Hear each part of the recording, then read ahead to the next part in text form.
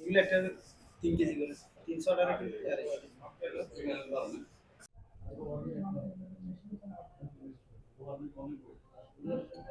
আমরা যে ডিমের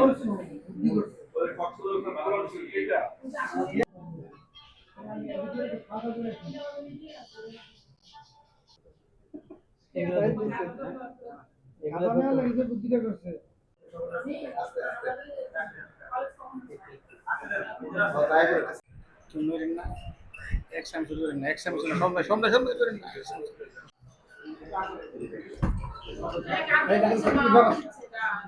অফিসার ইনচার্জ কসবা থানা।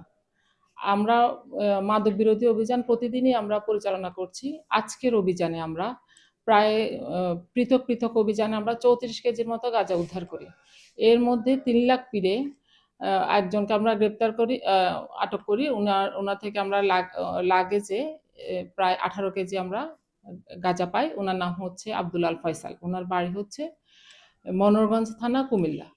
আমরা টিয়ালি মোড়ে চেকপোস্ট করে বডিতে রাখা 2 জন ব্যক্তিকে আমরা আটক করি। ওদের 4 কেজি গাঁজা আমরা উদ্ধার করি এবং গাঁজা যারা বহন করে এবং ব্যবসায়ী তাদের অভিনব কায়দায় আমরা আরো গ্রেপ্তার করতে সক্ষম হই। কুটি এলাকা থেকে ডিমের খাঁচার ভিতরে ওরা বাড়ির ভিতরে ডিমের খাঁচায় রেখেছিল 12 কেজি গাঁজা।